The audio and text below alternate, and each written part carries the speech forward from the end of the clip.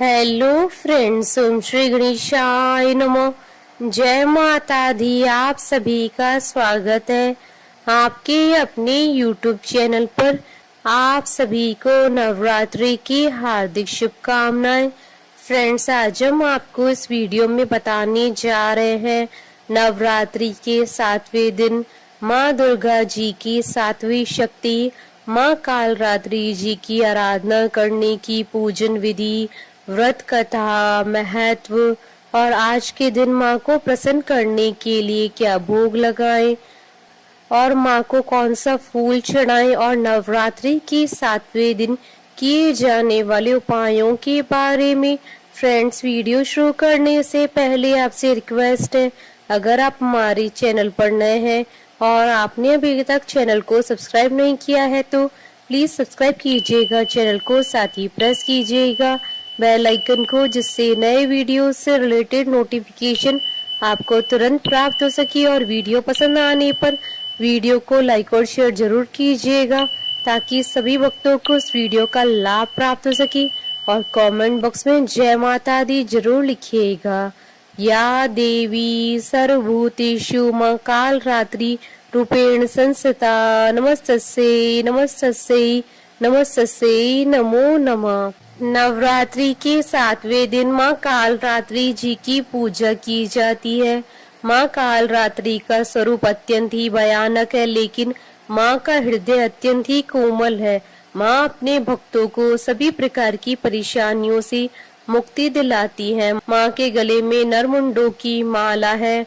माँ दुर्गा को कालरात्रि का रूप शुंभ निशुंभ और रक्त बीज को मारने के लिए लेना पड़ा था। माँ कालरात्रि के 3 नेत्र हैं जो कि पूरी तरह आकार में गोल है। इनका रंग काला है। माँ के गले में नरमुंडों की माला है और इनकी सांसों से अग्नि निकलती है। देवी कालरात्रि के बाल खुले हुए हैं और यह गदर की सवारी करती हैं। माँ का दाहिना हाथ अपने भक्तों को आशीर्वाद देते हुए है और नीचे वाला हाथ अभय मुद्रा में है। माँ के बाईं तरफ की ऊपरी हाथ में लोहे का कांटा और नीचे वाले हाथ में खड़क है। माँ की उपासना से सभी सिद्धियों की प्राप्ति हो जाती है, इसलिए माँ की उपासना शुभकारी कही गई है। माँ कालरात्रि काल से रक्षा भी करती हैं, इसलिए इनके साधक को अकाल मृत्यु का भय नहीं होता है। माँ कालरात्रि का रूप अत्यंत ही भयानक है, जो दुष्टों के लिए काल का काम करता है और उनके भक्तों के लिए शुभ फल प्रदान करता है। देवी कालरात्रि जी की पूजा करने से भूत प्रेत, राक्षस, अग्नि भय, जल भय, जंतु भय, शत्रु भय, रात्रि भय आदि सब नष्ट हो जाते हैं। अगर किसी की कुंडली में सभी ग्रह खराब हो या फिर अशुभ फल दे रहे हो तो नवरात्र के 7वें दिन उस व्यक्ति को माँ कालरात्रि जी की पूजा अवश्य करनी चाहिए, क्योंकि सभी 9 ग्रह माँ कालरात्रि के अधीन है। माँ कालरात्रि के आशीर्वाद से उनके भक्तों की सभी परेशानियां समाप्त हो जाती हैं। फ्रेंड्स, अब आइए जानते हैं माँ कालरात्रि जी की आराधना करने की पूजा विधि के बारे में। माँ कालरात्रि जी की पूजा नवरात्रि के 7वें दिन की जाती है। इस दिन साधक को ब्रह्म मुहूर्त में उठना चाहिए और स्वच्छ वस्त्र धारण करने चाहिए, क्योंकि माँ कालरात्रि जी की पूजा ब्रह्म मुहूर्त में ही की जाती है। इसके अलावा माँ कालरात्रि की पूजा तांत्रिक आधी रात में करते हैं। इस दिन एक साफ चौकी लें, उस पर गंगा जल छिड़ककर लाल कपड़ा बिछाएं और माँ कालरात्रि की मूर्ति या तस्वीर स्थापित करें। साथ ही कलश की स्थापना करें। यदि आपने पहले ही माँ दुर्गा की स्थापना की है तो आप वहीं पर माँ कालरात्रि के नाम से पूजा कर सकते हैं। इसके बाद माँ कालरात्रि को कुमकुम, लाल पुष्प, रोली चढ़ाएं।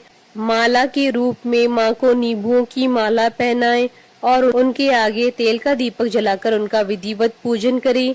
यह सब चीजें अर्पित करने के बाद हाथ में फूल लेकर माँ कालरात्रि के ओम ऐं ह्रीं क्लीं चामुंडाय विचे, ओम कालरात्रि देव्य नमः, क्रीं क्रीं क्रीं ह्रीं ह्रीं हुं हुं क्रीं क्रीं ह्रीं ह्रीं हुं हुं स्वा मंत्र का जाप करें। इसके बाद माँ कालरात्रि की कथा पढ़ें या सुने। क्योंकि बिना कथा पढ़े या सुने पूजा अधूरी मानी जाती है। माँ की कथा पढ़ने के बाद उनकी कपूर से आरती उतारें और आरती उतारने के बाद उन्हें गुड़ के प्रसाद का भोग लगाएं, क्योंकि माँ कालरात्रि को गुड़ अत्यधिक प्रिय है। इसके बाद माँ से पूजा में हुई किसी भी गलती के लिए क्षमा याचना अवश्य करें। अंत में माँ को प्रसाद के रूप में चढ़ाया गया गुड़ गाय को खिला दें और बचे हुए गुड़ को परिवार के साथ स्वयं भी प्रसाद के रूप में ग्रहण करें। फ्रेंड्स, अब आइए जानते हैं नवरात्रि के 7वें दिन किए जाने वाले उपायों के बारे में। अगर आपके जीवन में शनि की ढैया, साढ़े साती या शनि दशा के कारण कोई परेशानी चल रही है तो आज के दिन माँ काली को गुड़हल का फूल अर्पित करें। इसके बाद ओम क्रीम कालिकाय नमः मंत्र का जाप करें। इसके बाद शनि की शांति की प्रार्थना करें। इस उपाय को करने से आपको शनि की ढैया, साढ़े साती और बुरी दशा से मुक्ति मिल जाएगी। माँ कालरात्रि की उपासना शनि शांति का अचूक उपाय है। माँ कालरात्रि के प्रसन्न होने पर शनि से जुड़ी हर परेशानी से मुक्ति मिलने के साथ ही आपके विरोधी भी शांत हो जाएंगे।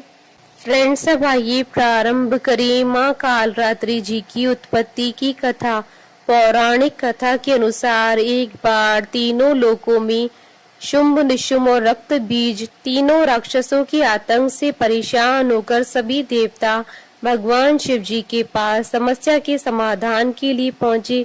भगवान शिव ने माँ आदिशक्ति से उन तीनों का संहार करके अपने भक्तों की रक्षा के लिए कहा। माता पार्वती ने उन दुष्टों के संहार के लिए माँ दुर्गा का रूप धारण कर लिया।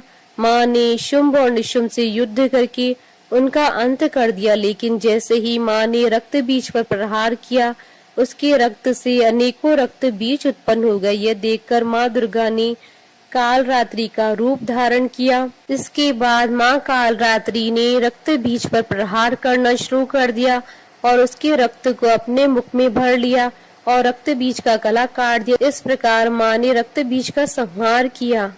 कालरात्रि को माँ काली का ही रूप माना जाता है। काली माँ इस कलयुग में प्रत्यक्ष फल देने वाली है। काली माँ, भैरव तथा हनुमान जी ऐसे देवी व देवता हैं जो शीघ्र ही जागृत होकर अपने भक्त को मनोवांछित फल देते हैं। काली के नाम व रूप अनेक है। इन्हें भद्रकाली, दक्षिण काली, मात्र काली व महाकाली भी कहा जाता है। दुर्गा सप्तशती में महिषासुर के वध के समय माँ भद्रकाली की कथा का वर्णन मिलता है कि युद्ध के समय माँ भयानक दैत्य समूह देवी को रणभूमि में आते देखकर उनके ऊपर ऐसे बाणों की वर्षा करने लगा जैसे बादल मेरुगिरी के शिखर पर पानी की धार बरसा रहा हो। तब देवी ने अपने बाणों से उस बाण समूह को अनायास ही काटकर उसके घोड़े और सारथियों को भी मार डाला। साथ ही उसके धनुष तथा अत्यंत ऊंची ध्वजा को भी तत्काल काट गिराया। धनुष कट जाने पर उसके अंगों को अपने बाणों से बींध डाला और भद्रकाली ने शूल का प्रहार किया। उससे राक्षस के शूल के सैकड़ों टुकड़े हो गए और वह महादैत्य प्राणों से हाथ धो बैठा। बोलिए माता कालरात्रि की जय। जयकारा माँ माईदा सच्चे दरबार की जय। हमारे साथ इस वीडियो में अंत तक बने रहने के लिए आपका धन्यवाद। ओम श्री गणेशाय नमः। जय माता दी।